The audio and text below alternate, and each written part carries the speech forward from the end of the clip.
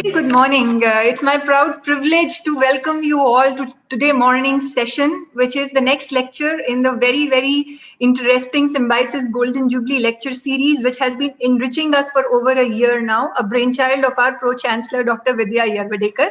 It is my proud privilege to also let you all know that the most distinguished speaker for today's lecture series is Dr. Sudha Murty, Chairperson, Infosys Foundation, who kindly consented to be with us all and speak to us about so many things, but a very beautiful thing, which is the joy of giving. But my name is Ruchi Khair Jaggi. I'm the director of Symbiosis Institute of Media and Communication. And I should say that I'm deeply honored that I got this opportunity to host this beautiful session. But before we move ahead, may I now request our Pro-Chancellor, Dr. Vidya Yarvadekar, to give the opening remarks. Welcome, ma'am, and welcome the audiences, and talk about the Symbiosis Golden Jubilee lecture series. Thank you very much, Ruchi. Our Chancellor, Dr. S.B. Muzumdar, sir, who's the President and founder of Symbiosis and the Chancellor of Symbiosis International University.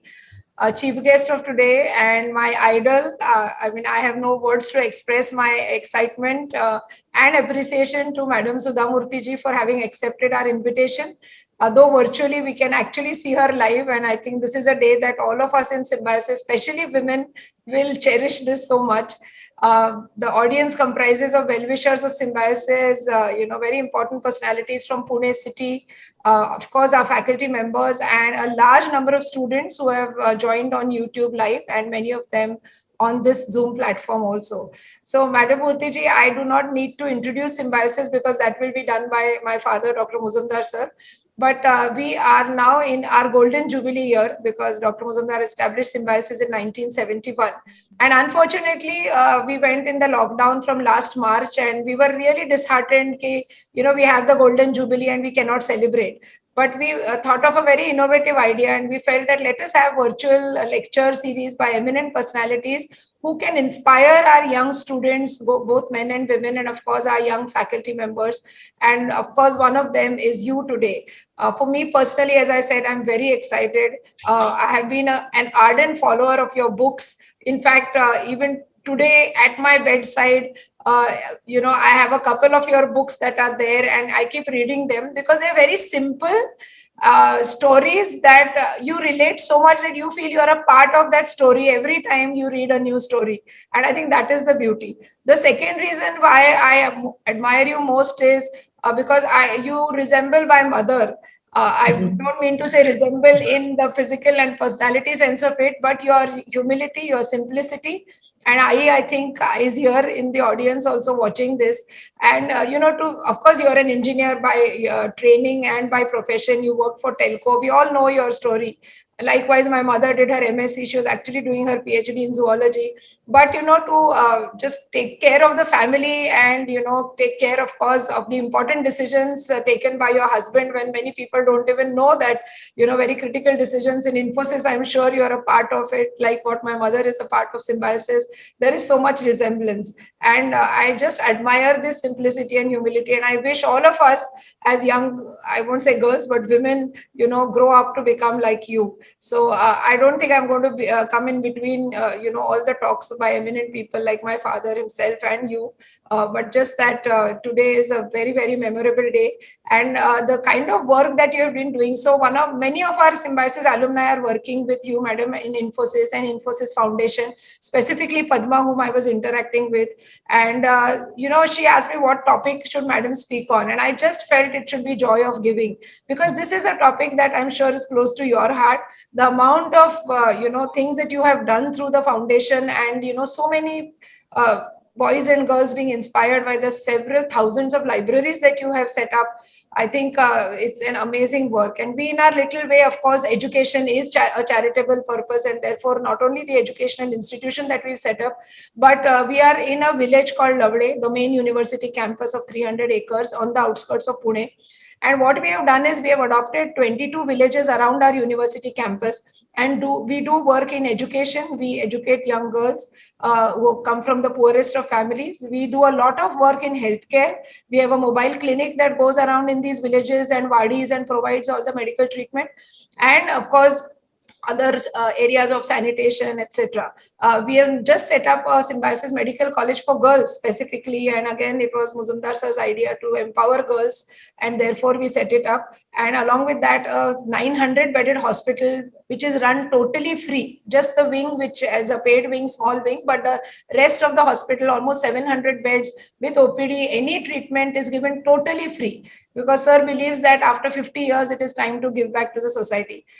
Just last week, I had an excellent meeting with Infosys Foundation and Infosys CSR people, Padma, Thiru, and Kiran, and I realized that there is so much in common between what Symbiosis does and Infosys does, and I'm sure I'm really looking forward to some kind of collaboration, especially in this community outreach work that we are doing and you are doing, madam. So with these few words, I welcome you once again to the Golden Jubilee lecture, and I hope this association grows further strength by strength. Thank you.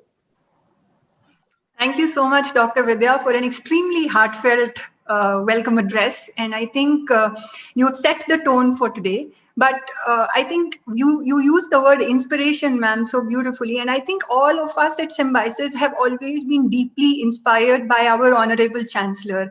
And it is but natural that I now request Honorable Mujumdar sir to welcome Dr. Murthy and also address the gathering. Over to you, sir. Namaste, Sudha. Namaste. Please distinguished speaker, Dr. Vidya, our Vice Chancellor, Dr. Rajni Gupte, Dr. Jaggi, staff members, students, and thousands of viewers who are witnessing this particular function. Sudha, I extend you a hearty welcome on behalf of Symbiosis International University. This year we are celebrating the Golden Jubilee year of Symbiosis. Few words about genesis of Symbiosis. Symbiosis was established in 1971, primarily for the welfare of international students, especially from opposition countries, studying in different colleges and institutions in Pune. I was then professor of botany at Ferguson College. And then I realized various difficulties faced by especially Afro-Asian students from Ghana, students from Kenya and Uganda and Thailand, and Sri Lanka and Vietnam and whatnot. So I thought that these students are our cultural ambassadors, but I found as a teacher that they face a number of problems of admission, accommodation, homesickness. Coming away from their parents, thousands of miles coming away from their parents, relatives and friends. And when they used to land in Pune, they used to face a number of problems. So initially, Symbiosis was established in a small room in my bungalow on the Ferguson College, just as you established Infosys in a small room. We used to organize cultural and get-togethers of foreign and Indian students so that a friendship and brotherhood developed between them. But later on, we found that education is the best medium to promote international understanding, and that is how we started various educational institutions, which ultimately culminated into deemed University of Symbiosis. Be that as it may, we are really happy that we are celebrating 50 years of establishment of Symbiosis. Well, we have organized Golden Jubilee lecture series, and I'm glad that you have accepted our invitation. So that you might remember or may not remember, but I do certainly remember that we met you, I rather met you in 2006 during Fire Foundation, which was in Chalkaranji. Both of us were awarded. I'm really puzzled that you have so many multifaceted roles which you have played. You were a bright student. You received gold medals both at graduate and postgraduate level. Then, to me, this is more important. You were also a professor at Christ College, where you got Best Teacher Award. And that is how you are linked to Symbiosis as an academician. And that is the point which is really close to our heart. One more striking thing is, you are a great philanthropist, you are a great industrialist, but your interest in education really appeals to me when I read in your biodata that you have established as many as 70,000 libraries, as many as 70,000 libraries. Be that as it may, I must congratulate you for selecting a very, very interesting topic, joy of giving. So that I remember to have read a book written by Bill Clinton, former president of the United States, some years ago. And the title of the book is Giving. And then subtitle is How Each One of Us Can Change the World. And luckily, you are going to speak on joy of giving. Now, Clinton, when he published that book, 750,000 copies were sold in first print. And there were many more editions of his book. So that set me thinking, is there really a joy in giving or a joy in taking something? I personally feel that Indian culture is not that of giving. We want to take something from somebody. We depend upon government for almost everything. So, whereas in America and in developed countries, there is a culture of giving to the society, giving to the universities. Unfortunately, that culture is not there. But slowly, I'm glad that culture is slowly coming up. I remember what J.R.D. Tata told me. J.R.D. Tata told you that don't think that you are the owner of money. You are the only trustee, and you have to give back to the society, which has given so much to you. Our Vinoba Bhave, he said that Deto to Dev, and Rakto to Rakshas. This particular idea of giving something to somebody is really a noble idea. And a giver gets more pleasure, more joy than the taker. Personally, I feel that this culture must develop. For example, whosoever you may be, whatever you may be, wherever you may be, howsoever rich you may be, I do feel that everyone has something to give which someone needs. It is not necessary that one should give money, but you can give time. You can have some kind of compassion. And in order to get joy of giving, you need some compassion. For example, there cannot be a better time than this pandemic time to speak on joy of giving. Many orphans are there. Many people are shattered. Our economy is shattered. Educational institutions are closed. And under these circumstances, perhaps this culture of giving will go a long way in making everyone's life successful and joyful.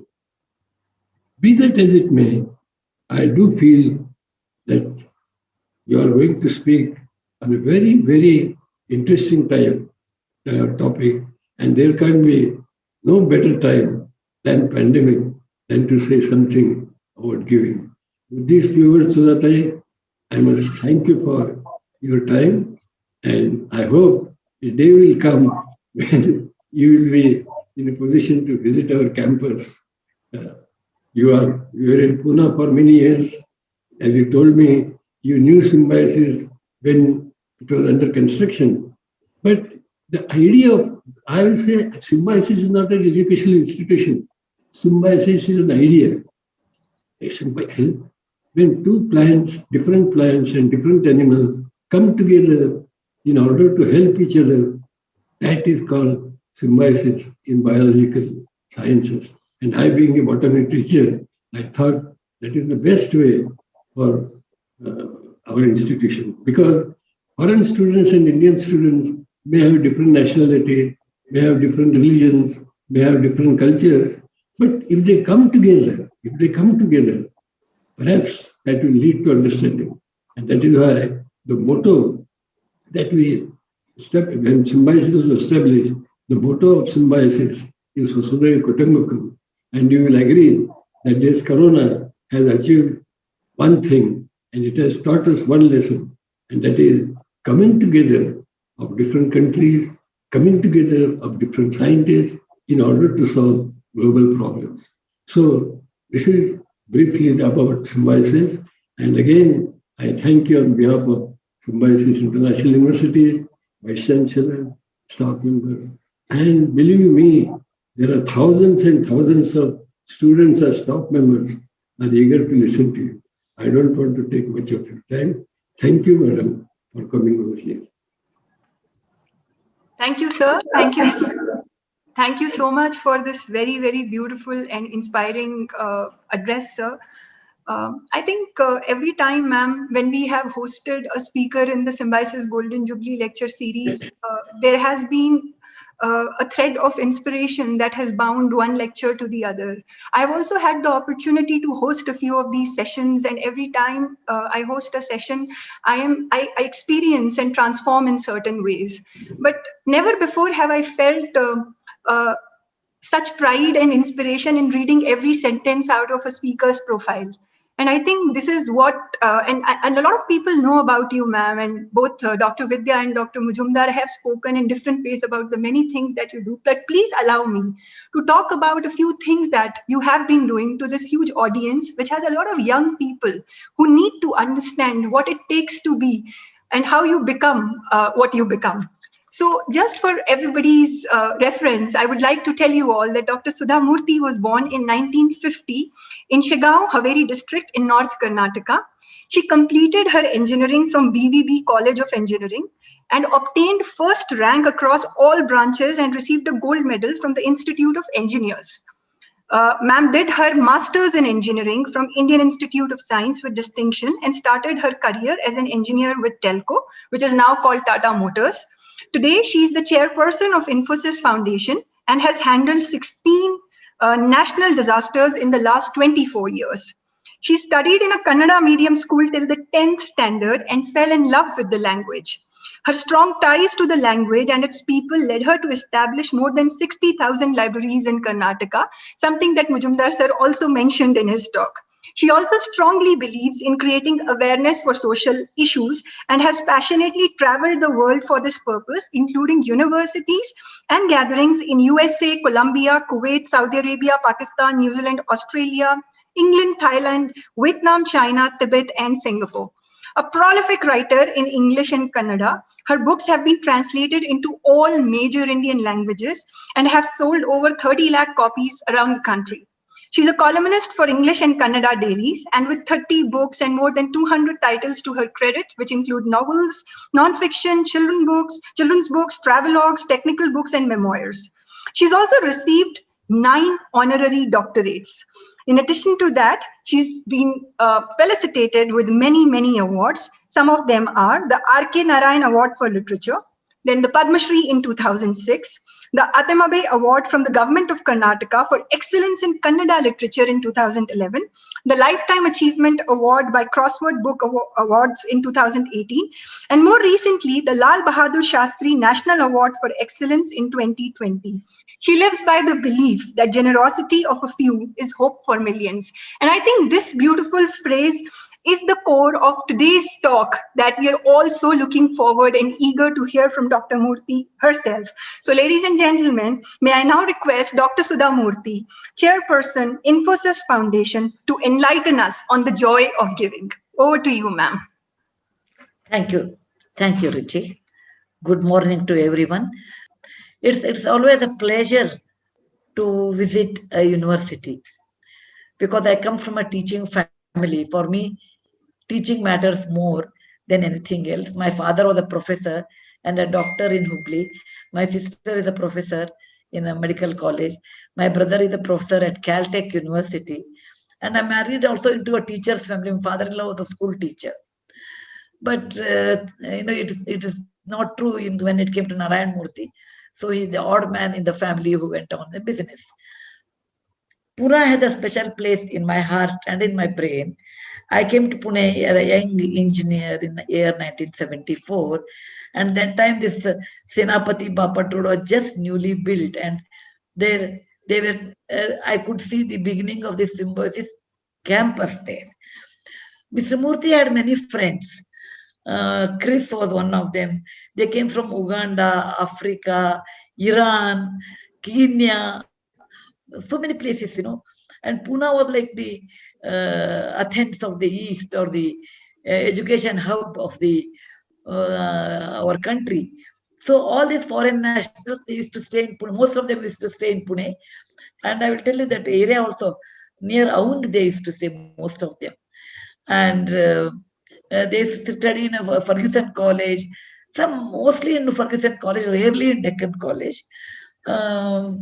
So I remember, and they used to, sometimes they used to stay in, I don't know, the restaurants are there, Vaishali, Rupali, there's one Kamala Niwas or some Kamala, I don't know, hotel, there is a boarding house they used to stay and eat in Vaishali, Rupali and the Iranian club, that Deccan area. In the night, in Pune was a very safe place. I'm sure even it may be one of the safest place. And all students will go out after 9 o'clock and wander around in that area, and you could see a lot of foreigners there. And some of them enrolled in Symbiosis, and one of them has become a foreign minister or something in Philippines. That's what Murthy was to me. His name was Chris, I think. Some of them have become professors. Anyway, that is the beginning of the Symbiosis, and that's the beginning of my life in Pune. So I can relate a lot more to Symbiosis early days than with my own early days. And I'm very happy that now we have 300 acres, and your students must have been like almost like 50 years, means middle-aged or old-age students now, who have been occupying and maybe retired by this time also from respectable and responsible jobs. Any institution, when it is 550 years, it's a great achievement, because it is not like in olden days, like Takshashila, Vikramashila, which were sponsored by the kings and the Maharajas and the queens. Today, you have to compete in the market, get good teachers, which is very hard to get, and who are interested in teaching, and also get students who are interested in learning. And this combination is not easy, and running an institution with a good reputation for 50 years is a commendable job. So I congratulate Professor Mujumdarji for his great achievement and a pioneer work in establishing Symbiosis. Now you asked me about the joy of giving. Indians do not give, but actually that is not true. You look at India's history. If you go to Himalayas, Kashi, or any of our pilgrimage places, you see a lot of sadhu sannyasis, or Kumbh Mela, lot of sadhu sannyasis who do not have any address as insurance, nothing. And this is going on hundreds of years, thousands of years.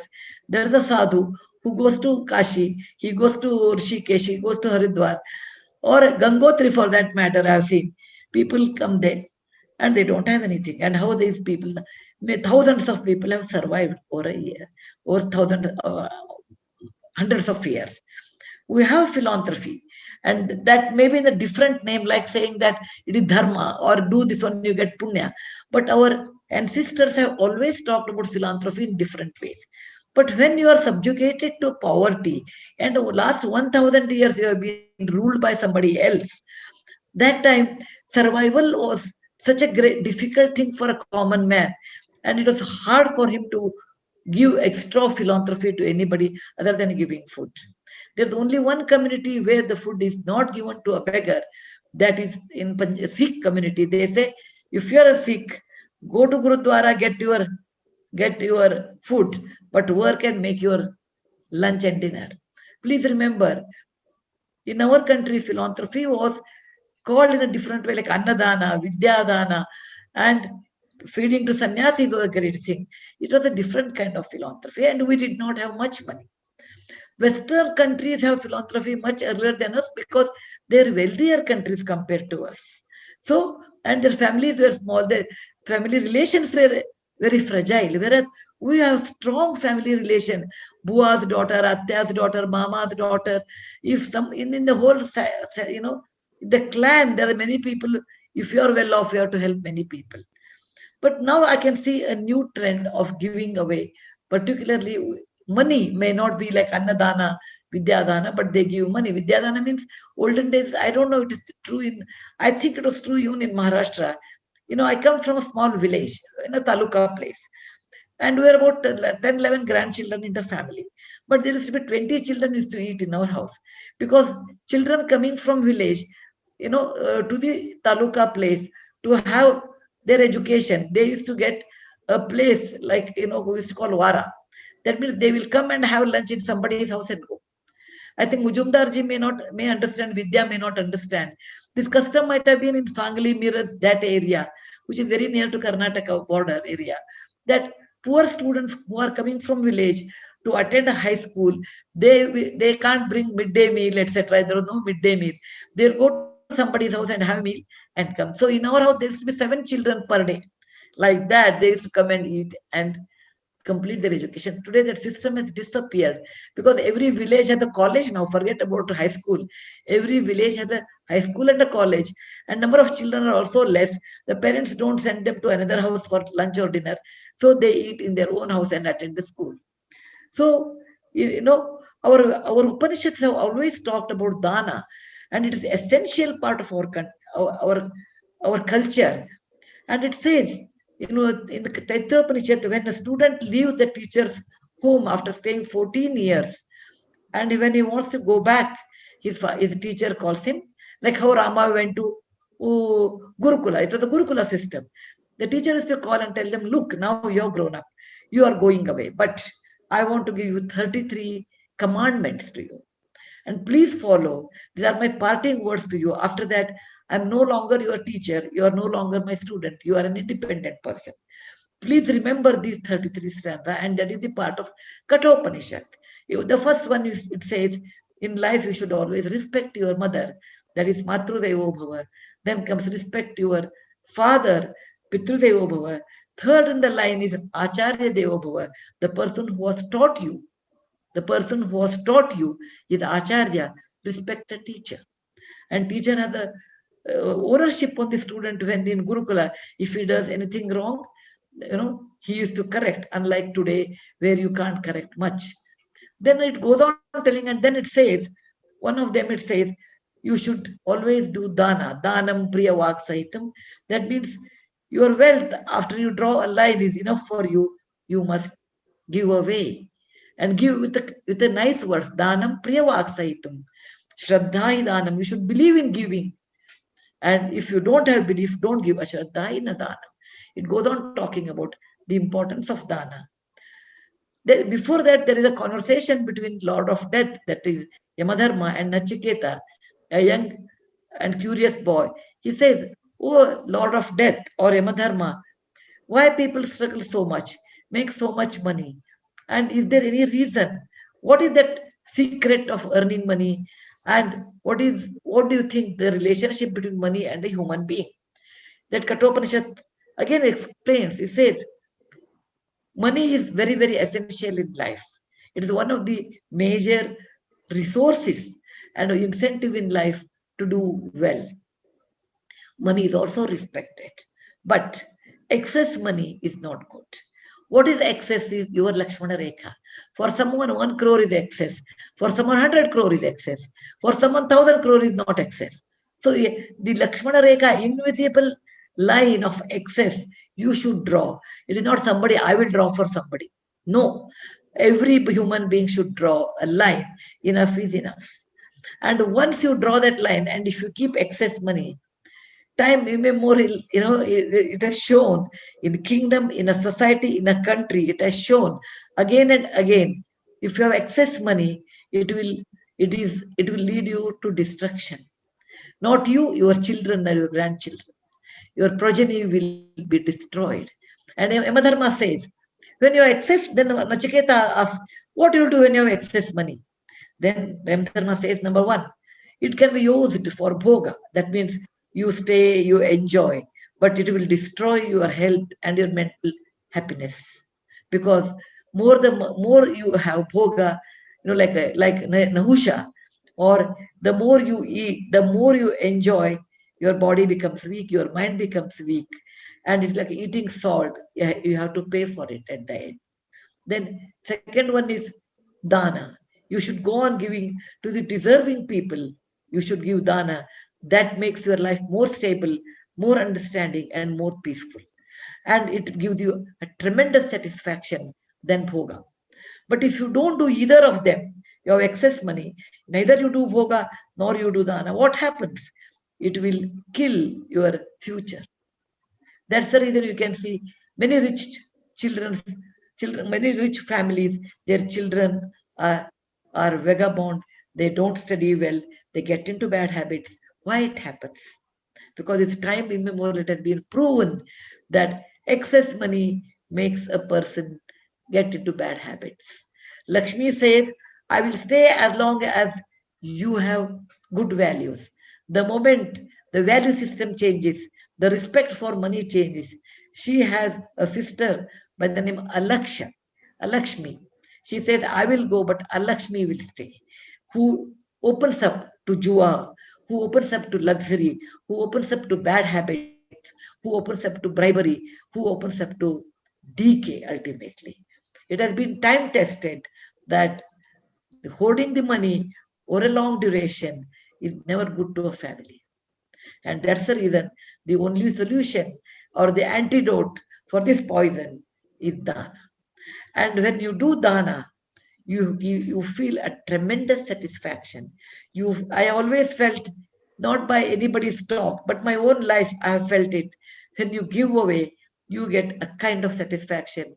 And I always tell God, I have served your children the best way I can think of. And that has made me extremely calm. And I hardly get upset. And that has made me to understand that's all is life. In life, you have to work hard. You have to make good money, legally, ethically, right? You have to spend it on the right cause, and remaining money should go for dana, because that is ultimately, in a society, you should balance it. Look at the Western country like France, where people be extreme, like Pakistan also, where you have extremely rich people in 1995 families, and remaining people are poor. It happened in Paris, in France, that it was money was with only few families, that particularly the king, and there was a result of that was the French Revolution. Please remember when Mary Antoinette said, "If you don't have bread to eat cake," because she was away from the reality. If your society has to be normal, progressive, and it has to be even, then giving away is the only solution. Maharashtra is very famous for that, because you have great leaders like Mahatma Jyotiba Phule or Savitri Bai Phule, Agarkar, Savarkar, Karve. You name a person in last generation, they were great heroes and heroines who did new things, who were socially very active and showed you they are not there today. We remember Maharshi Karve, we remember Ranade, we remember Gokhale, we remember Jyotiba Phule. Name one person in Maharashtra of that generation who were not great. There are many Bharat Ratnas were born. Unfortunately, there was no Bharat Ratna award in that time. Please remember, our ancestors have led a life of legacy, because the joy of giving is never ending.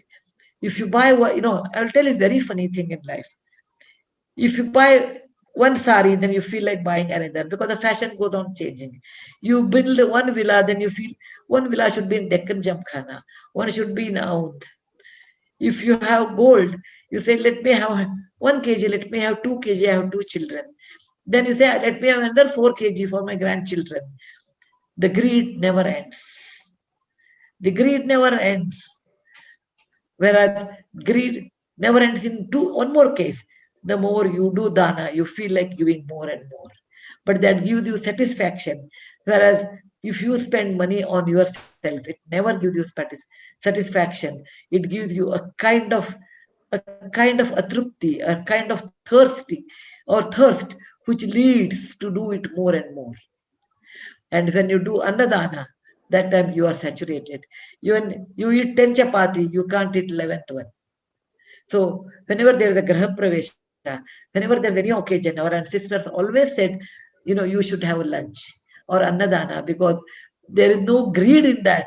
Even though you are very greedy, after some time you stop. There is a meaning why our people talked about all these things. Please remember, giving away is one of the finest things in life. And that has given me enormous joy than hoarding. Actually, hoarding has made me, actually I don't hoard anything, because hoarding has never given me a joy. Whereas give away, and you see the young sapling becoming tree, the youngsters becoming professionals, the people who were once upon a time poor have become middle income people or rich people. What a joy you have. And when you give away, you should remember there are few things along with that. Number one, you should not have any expectations in life. Oh, I helped him when he was extremely poor. Now he is the CEO of the company. You should come and touch my feet. Please do not expect that, because most people do not do that. Many people whom I have helped do not want to recognize me because they feel below their dignity. They got scholarship from Infosys Foundation or personally from me and reach this position. They consider it is not nice to have that kind of a donation they have received. So they behave as if they do not know me, but that is okay. Because once I give away, Krishnarpanamastu, I don't turn back. I won't even remember whom I have given. Only that in case some people will come and tell, ma'am, you helped me to get me education. Today I'm here and there. Some people do, but most people don't do. And you should accept it. You should accept it. That means you should give away with a detachment. You should give with a good intention, but with a detachment that this fellow will not even come and acknowledge you. People who have taken loan, education loan, they don't return. You should accept it that they don't return. Still you want to give. I always felt, so what? I come from a small town, village, then town. There's a place known as Badami, and there are fantastic trees on either side of the road from railway station to the village. And as a young girl, my grandfather was a school teacher who used to walk from railway station to the temple. It may be about a kilometer or maybe 2 kilometers, I won't remember. There used to be nice mango trees and neem trees. I used to tell my grandfather, who must have planted this? He said, it is not who has planted this. Who is enjoying this? I said, I am enjoying because there are mango trees and neem trees. He said, when you plant, beta, you should plant so that when they grow, you may or may not be there. Somebody will enjoy. Human life is like that. You should plant, you should give away something that some people get benefit and come out of the line of poverty. Not that they should be my relatives or they should come and give me something. No. If you have that, don't do that, because it gives you great dissatisfaction and sorrow. So when you want to give it to the right person, that is one who really deserves it. You give it to the right person with an intention that he or she may not even remember you. You want to give because you feel nice. You give for that. Not because I get an award or somebody will recognize. I will have a shawl or free fala. Nothing of that sort. You feel, if you give, you feel happy. And that's the reason I always do namaskara to all those people who have received from me. They gave me an opportunity to give, so that I will get, they made me happy. I'm grateful to them because they gave me the joy when I gave away. I gave, rather than they praise me. No, I don't have. So, and look at the human life. Actually, I saw my mother and mother-in-law dying in front of me. I was just thinking at that time, any amount of money, any amount of connection I have, any amount of knowledge one possesses, still they died in front of me. I could not do anything. That's all is life. If that's all is life, then why do we worry about children, grandchildren, great-grandchildren? Why? When the life journey is so simple, you earn money, look after your, because even Dharma Shastra says, Kane's Dharma Shastra says, you should always give away taking the consent of the family. That is important. That's the reason even in marriage, the mantra says, Arthecha, Dharmecha, Kamecha, Nati Charami, that I will not overrule you. The husband promised his wife, I will not overrule you when it is we have to give money, because the consent of the family is important. You should not make our family people as beggars and then give away. No, you have to look after your family, then only you should give. But how much is left to your Lakshmana Rekha? So there is always a joy. There is always so much satisfaction at the end of your life, particularly at my age. When I look back, I say, I served my God with my own way of helping his children. And this comes from a very well-known shloka from Vishnu Purana. It says, Lord Vishnu requires a few flowers. It is not the jasmine, it is not the mogra jui, it is not the gulab. Ahimsa prathamam pushpam, pushpam indriya nigraham, sarvabhuta daya pushpam, kshama pushpam visheshata, dhyana pushpam, dana pushpam, yoga pushpam tathaivacha, satyam ashtavidham pushpam, vishnum prasidam kare. He says, you can do, ahimsa is one pushpa, indriya nigraha is another pushpa, sarvabhuta daya, loving everyone is one pushpa, yoga is one pushpa, dana is another pushpa. So in my life, probably I have given 2 pushpas to God. One is Sarvabhuta Daya Pushpa, that love everyone, even though they may not like me, but I like them. Second one is Dana Pushpa.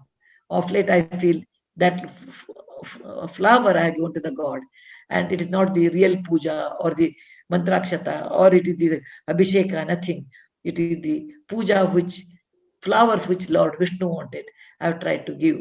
And I think I'm really blessed because I have so much satisfaction. There are absolutely no regrets, because what I could do, I have done that one. And I say my bucket list is vacant because it is satisfied. Not because of my achievements, it is because I have given away to people who really deserve at the real time. So thank you very much for patient hearing. I have 17 minutes more. You can ask question. My mobile may ring because I have kept one line for COVID and vaccination work.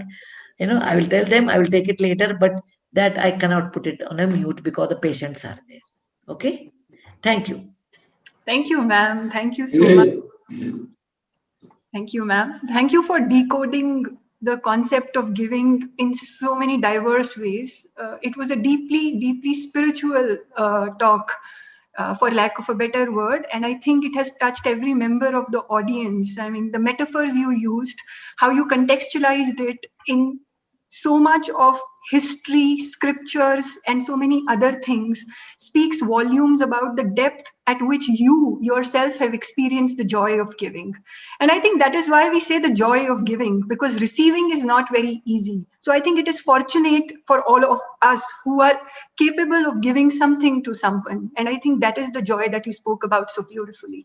Thank you, ma'am. And I will not be also taking more time and would quickly open the question so that we can take as many student questions as possible, ma'am. So the first question that we have, ma'am, is from Gayatri Toshniwal from the Symbiosis Institute of Operations Management. Gayatri, I think you are online. Can you please ask your question? Yeah. Yes, ma'am. First of all, good morning, ma'am. I am Gayatri from Symbiosis Institute of Operations Management, Nasik. And I feel fortunate today to have gotten this opportunity to interact with you. Before I ask my question, I would like to tell you that I have read all the books you have written for kids in my childhood, and you have unknowingly influenced my life in a good way. So much so that when I saw you first on the screen today for the first time, tears of happiness rolled down my eyes.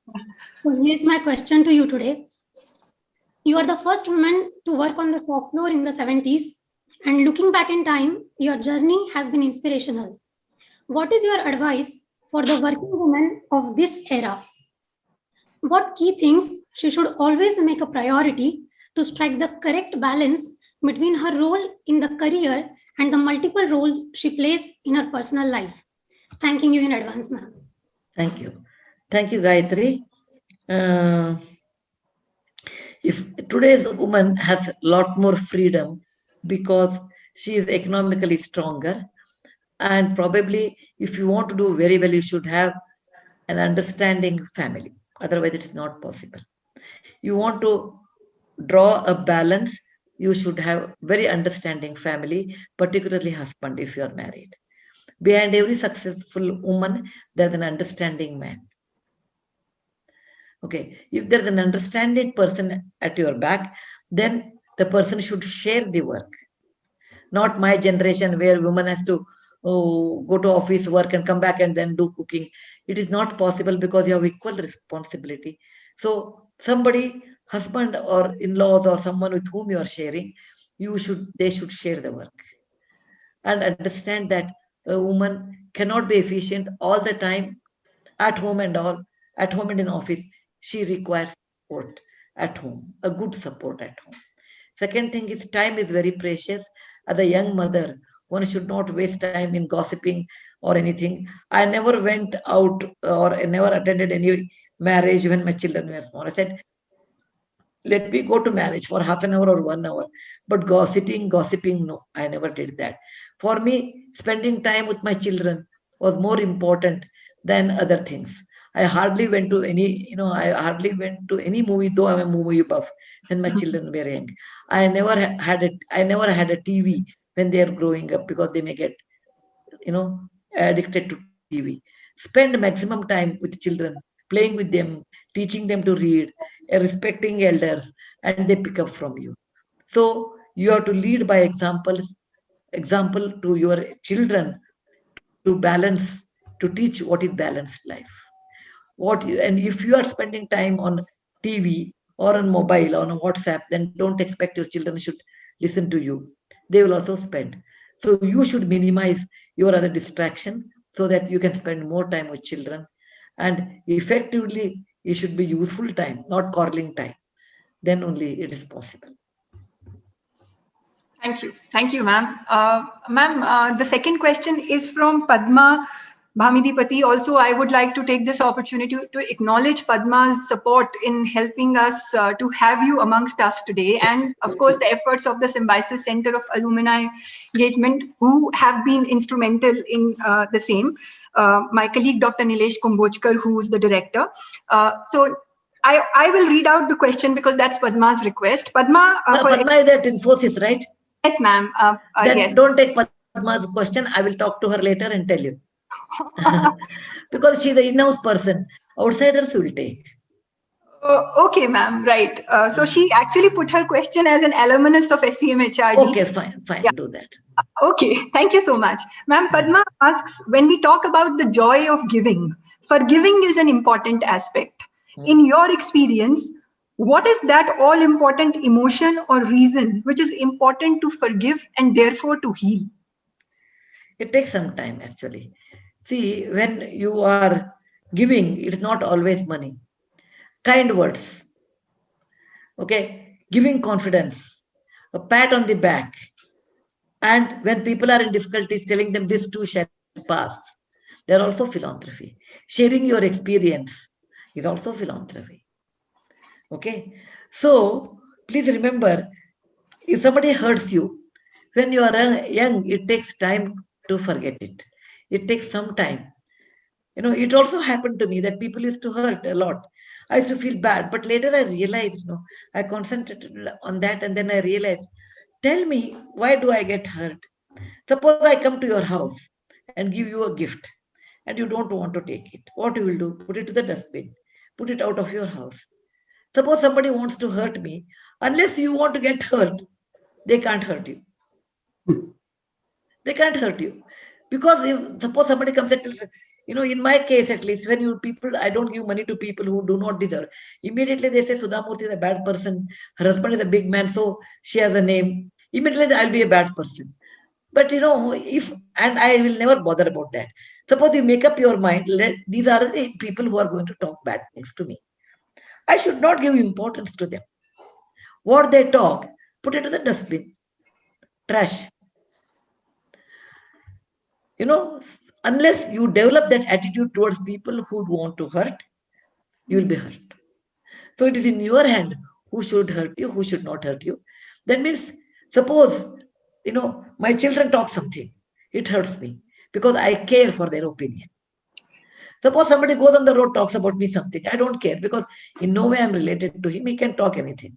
People who are related to you also may talk bad things about you. But you cannot live your life in the eyes of others. As long as your conscience is clear, as long as your mind is clear, as long as you do legally, ethically right thing, let anybody tell anything, you should not get perturbed. And this kind of a discipline, it requires time. It requires philosophical way of learning in life. For example, I got many, I learned how I learned, I can tell you. Lord Krishna, we all appreciate, we do puja, Bhagwan we call. Krishna was called Ranchhodji. Even in Gujarat, he's called Ranchhodji in some area. Because Krishna decided he should not wage a war against Jarasandha when there were very few people, and Jarasandha brought a big army. He knew that they all will perish. So he said, keep the Mathura like that and we'll run away to Dwarka. Everyone said, oh, as per the Kshatriya Dharma, if you run away, it's bad. You are a coward. He said, let people talk to me anything. Let them talk anything, coward, Golea, everything. But my people will not lose their life. So I rather take them to Dwarka, which Jarasandha cannot come, and they can stay with prosperity.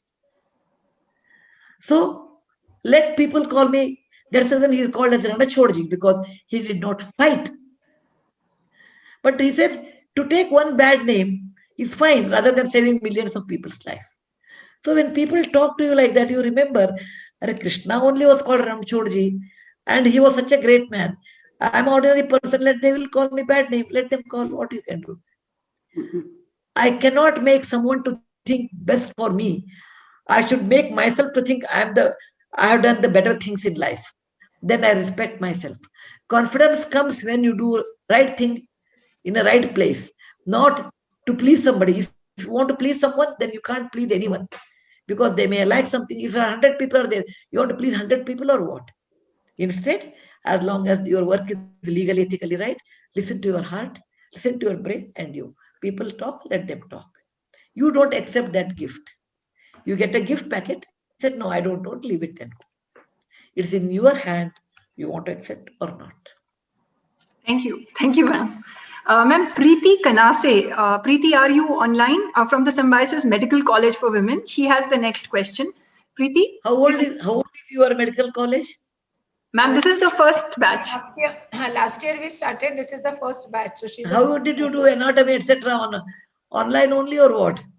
Yes, ma'am. Online. She's online. Okay, this is the MBBS course, right? Yes, 5 years. MBBS. Okay. Good morning, ma'am. I am Preeti Kanse from Symbiosis Medical College for Women. It is a great honor to be able to talk to you, you being my idol and my favorite author since my childhood. And it was you who actually inspired me to write. So my question to you, ma'am, would be, your books have been extremely impactful to women that made you keen on putting light on this topic with all your characters like Mridula, Srimati and Anupama. Yeah, I wrote Srimati in 1979. In 1984, I wrote Anupama. I wrote 2004, I wrote Mridula. Okay. So my journey is from 1974 onwards. And I always felt women should be independent, make independent decisions. And that's the real independence. If you have seen, do you speak Marathi? Yes, ma'am, I speak Marathi. Have you seen Anandi Gopal movie or a drama? Please see that. Yes, ma'am, I have seen the movie. Yeah, first lady doctor in India, I think. So you're a ladies medical college. Yes. So the kind of confidence she gets when she travels, though she was troubled a lot, etc. But the kind of achievement she did, I always feel women should get good education, good profession, and more important is independent thinking. Independent thinking does not mean rude. Like I think independently. If someone says this is the best, I said I question it. Why? How? Okay. And independent decision making. Many people don't like to, even though they are PhDs, they don't make decision making. No, I have to ask my husband, what my in-laws will tell, what my parents will tell. Of course, you have to ask. There is nothing wrong in that, because sometimes you may be wrong. Okay, your way of thinking may be wrong. Ask everyone. Take everybody's opinion, but you make your final decision. And these things are very, very important in one's life. And that's what I wrote about Srimati, where she feels love for history is more important than sitting and crying at home. And she was a capable student. Anupama feels marriage is not the must for a woman. Marriage is not must. If you don't have understanding husband, it is not a must. For me, living on my own gives me confidence, and I would like to follow it. Whereas Mridula says, I'm ready. If my husband agrees, I'm ready. He also should mend his ways. It is not that always I mend my ways and I bend down. And marriage means it's an adjustment. In my case, I have adjusted a lot. Now I want he should also adjust. Many readers have told me, did Sanjay come back to the village and stayed with Mridula? Or did Mridula go back and stayed with Sanjay? I said, I do not know. Then it left to you. People have asked me to write a sequel for that. I said, I do not know. It is left to you. That movie, by the way, that novel got an award for that. Yes, you know, it's a very serious novel where a woman can bear certain things. After that, she should say no. In any marriage to be successful, both of them should be partners than a master and a slave. No. So all three ideas are different. So all my three heroines are different. Thank you, ma'am. I'm just, Murthy ma'am, actually this Anandi Gopal movie, Muzumdar Sarani Bagitla, he saw the movie Anandi Gopal and got inspired and told us to start the Symbiosis Medical College for Women. And we gave 5 total free ships for 5 meritorious deserving girls called Anandi Gopal Scholarship. Congratulations. Very good. Very good. I saw this drama also in 1976. Yes. Okay. I have seen the drama in very well known, what is this? Pune, Sarasbag, not Sarasbag. Sambhaji Park, the Balgandhar. In 1976, I have seen this drama. Great. I used to see a lot of dramas in those days. Okay. Ma'am, may I now request Harsh from the Symbiosis Institute of Computer Studies and Research. Harsh, will you please ask your question? Yes. Good morning, ma'am. morning. I'm Harsh Kate, and I'm from Symbiosis Institute of Computer Studies and Research, Pune. And I'm really happy to get this opportunity to ask you a question. And I have read your books in my childhood, and I read them even today. There's one generation, Harsha, there's one generation where everybody has read my book because it's part of the textbook, how I taught my grandmother.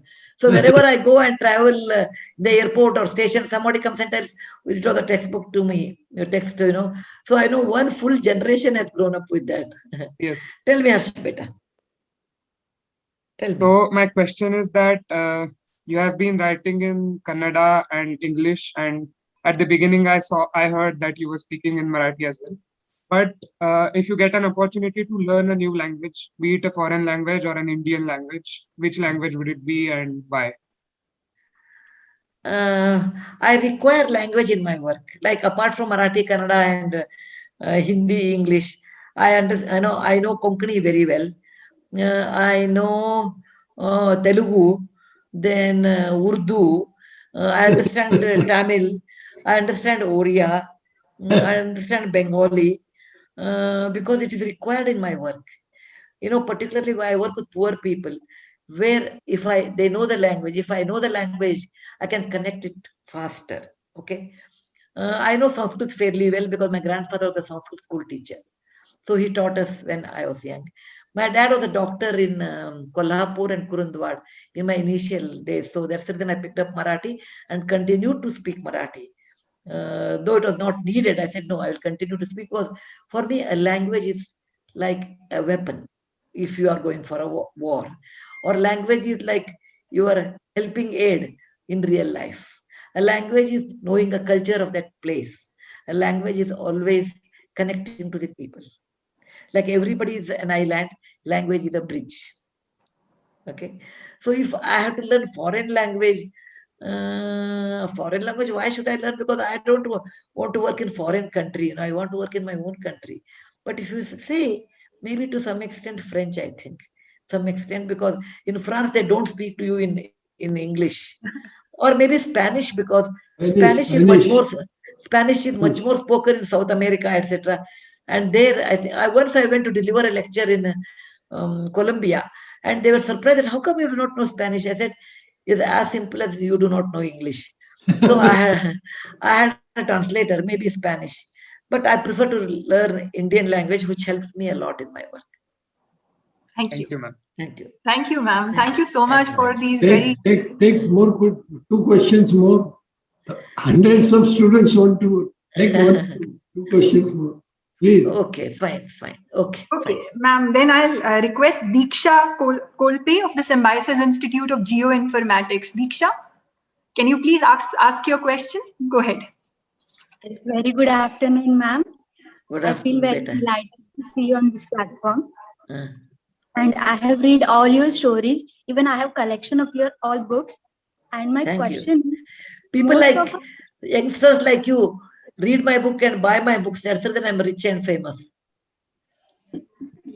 So my question is, most of us, are as a writer. But how do you manage your time for everything, as you are a chairperson of Infosys Foundation and a social worker?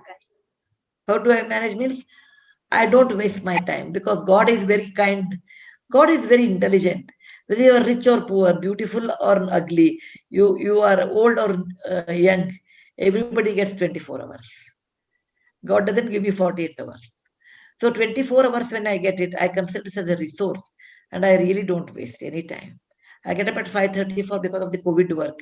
Otherwise, also I get up at 5:30. Some reading I have to do, some writing in case it is there. So I don't waste any time. Time pass word doesn't exist with me at all. So all weekdays I work. All weekends I work. All weekends I do some other work. And so I don't waste my time. And that is the reason I can balance it. And I have good help also. Like I have a very understanding husband like Mr. Narayan Murthy. And in the olden days I used to cook. Now I have a helper who cooks. So I have good assistants. I have 3 assistants. One only for email, one for physical mail, and one only for telephone. So they take major load. But ultimately I have to make my own decision. I have good help in the office, good help at home, and I don't waste time. I think, ma'am, a lot of these young people are looking for something that they call life hacks from you. Like, how do you manage this? Because, these are simple things that you have practiced in your life. And I think you're just giving us solutions to live our life in a certain way. Thank you so much. Ma'am, the last question is from the principal of our Symbiosis School, Nasik, Mrs. Sonali Lokar. Ma'am, please go ahead and ask your question. Yes, ma'am. Thank you so much. Good morning to all. I'm Sonali Lokar, Principal of Symbiosis Nashik, and very, very honored to be here today. Ma'am, as we all know and you rightly said, there are many, many different kinds of giving. Could you please enlighten us about which is your favorite kind of giving and why you choose to give the way you do? Also, what needs to be given most in the current situation of the pandemic we are facing? There are many ways of giving, and I have tried always. Okay, I have given with money, with kind words, care in medical, in case some people are not well, taking care of medical help, kind words. Okay, and somebody's does a mistake, I will never fire. I said, it's okay, yaar. You lost the battle, but you'll win the war. Okay, so I have done all. But most of the time, I think it is compassionate words and money has helped, because that's easy for me. In foundation, but always with the kind words I have done. I have never done with angry mood or angry take and get lost. I have never done. So this is the answer. In the pandemic, I always tell everybody, I tell a story, small story, you can tell your students. There was a beautiful princess and very intelligent princess. And she wanted to marry an intelligent man. And she said, he may or may not be prince, it doesn't matter. But if he asks one question to me, one answer, I will ask him a question. If he gives that answer, then I will marry. What is that sentence which makes a happy person sad and sad person happy? Only one answer. Sonali ji. Okay, because there's no time, I'll tell you the answer is this too shall pass. If you tell a happy person, he'll become sad. If you tell a person who is unwell or in sorrow, he'll be happy. This too shall pass. So in pandemic, I tell everyone, this too shall pass. And I also tell them, no disease has killed human race in the last so many centuries. There was a plague, there was a cholera, there was the Spanish flu. People have died enormously, but it has not wiped out the human race. Human race is stronger than any disease. Okay, so this is possible only when we all get together and fight against corona. Like how 5 fingers make a mushti, how many petals make a flower, how many swaras make a tune. Like many of us, all of us will get together and we should fight together, following the rules of staying at home without a reason. Don't go and attend anybody's wedding. If you don't go, the wedding still takes place. Okay.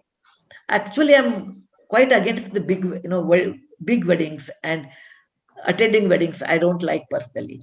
I got married with 800 rupees. Okay, because both of us believed that it's okay. Are we married? Nobody's. Why call hundreds and thousands of people?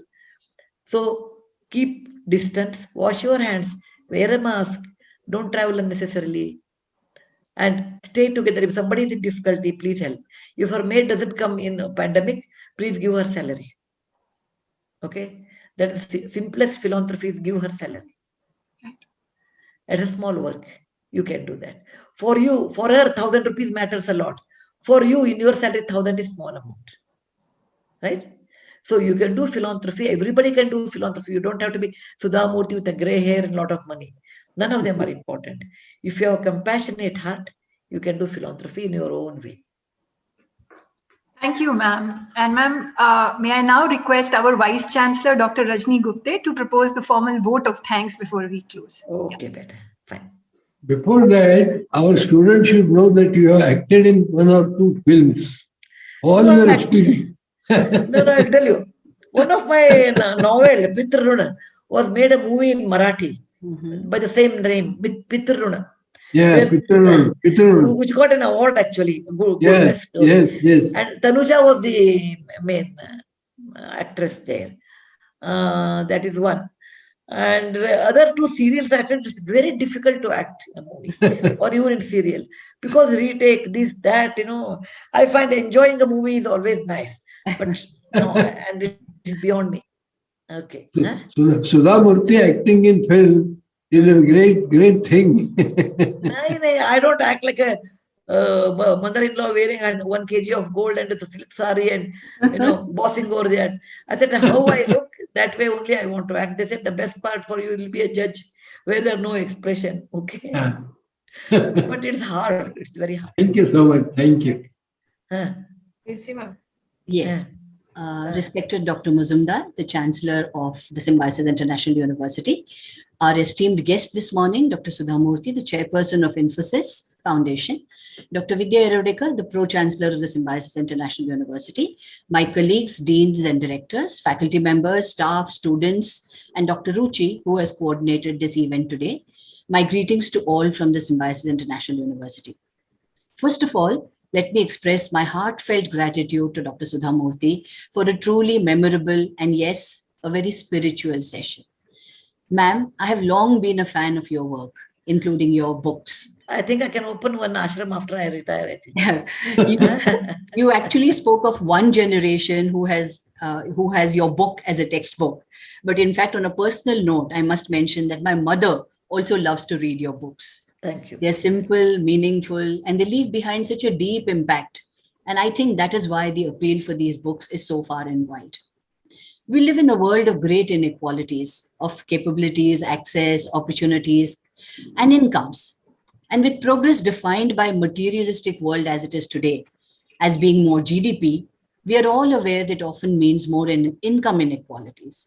And in such a world, there are very few who care and who want to make an impact. And I'm so happy today, ma'am, that you spoke so much about the different ways in which philanthropy has always existed in India, in the form of alms, annadan. I remember you spoke that you came from Haveri. My grandfather came from Haveri, and my other grandfather was in Dharwad. So my grandparents always supported several young students who lived and ate in their houses. Also, drawing from ancient Indian literature, you advised that people should recognize their own Lakshman Rekha and deal with the excess money that they have. They must learn to give away, and which, of course, gives peace in their lives. You also spoke words of wisdom, where you mentioned that give without expectation, give with detachment. It's so very difficult to be so stoic, but I'm sure that's a rare quality that one needs to develop. One has to practice it. Yes, ma'am. When you said that human life is about giving so that future generations may survive, may in turn enjoy the fruits of life and help others, I think that was something that was so true and such a wonderful way of looking at the way one should be living one's own life. I was also touched by your words that you offer the flowers of daan and love to God. And I was reminded of what Mahatma Gandhi once said. He said that the simplest acts of kindness are by far more powerful than 1,000 heads bowed in prayer. Let me thank you, ma'am, for sharing some wonderful life lessons with our young students, very wise counsel. And I think our students will be the wiser for it. When you urged young women to be independent, that resonated very strongly with many of us in Symbiosis. Thank you, Gayatri. Thank you, Preeti, Harsh, Diksha, Mrs. Sonali, for all your questions. Once again, ma'am, let me extend a very heartfelt thank you to you for being here this morning. I think it's been a very special morning for all of us. Dr. Vidya set the tone by saying that she's so excited. We were all equally excited, and we do hope that someday you will visit the campus now. It's so beautiful and green, and you would really love to be here. Thank you so much, ma'am. I know we've taken a lot of your time. We've gone beyond the schedule, but thank you very much. Thank you. Thank you, ma'am. Thank you, everyone. Thank you, everyone. Thank you, everyone. With this, we come to the end of this very, very profound session of the Symbiosis Golden Jubilee Lecture Series. Our sincere gratitude to Dr. Sudha Murty, who actually gave us joy by giving us both her time and wisdom. With this, thank you so much, Mujumdar sir, Vidya ma'am, Gupte ma'am, and all my colleagues. And thank you once again, Dr. Murty. Thank you.